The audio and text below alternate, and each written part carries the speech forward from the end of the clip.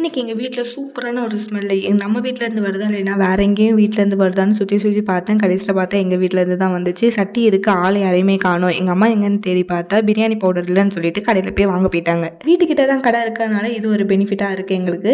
சட்டிய காய போட்டே நாங்க போய் வாங்க போயிருவோம். உங்க வீட்டுக்கிட்ட இந்த மாரி கடை இருக்கா? அப்படின்னு சொல்லி மறக்காம கமெண்ட் பாக்ஸ்ல கமெண்ட் பண்ணுங்க. அதுக்கப்புறம் என்ன பிரியாணிக்கு சைட் டிஷ்ஷா வந்து சிக்கன் 65 பண்ணலாம் அப்படின்னு சொல்லி ஸ்டார்ட் பண்ணியாச்சு.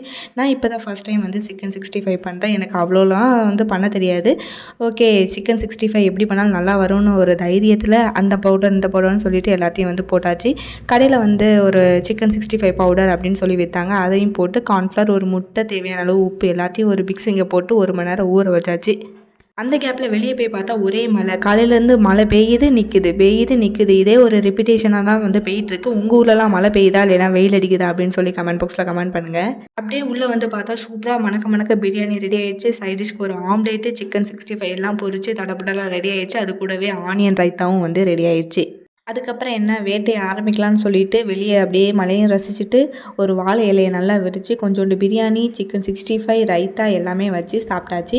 சிக்கன் 65 வந்து இப்படி தான் பண்ணுவாங்களா இல்லை வேறு ஏதாவது டெக்னிக் இருக்கா அப்படின்னு சொல்லி மறக்காமல் கமெண்ட் பாக்ஸில் கமெண்ட் பண்ணுங்கள். நான் எதுவும் கலர் பொடி எதுவுமே ஆட் பண்ணல. இருந்தாலும் சிக்கன் 65 வந்து சூப்பராக கலர்ஃபுல்லாக நல்லா வந்துருந்துச்சு. எனக்கு ரொம்ப பிடிச்சிருந்துச்சு. டேஸ்ட்டும் நல்லா தான் இருந்துச்சு.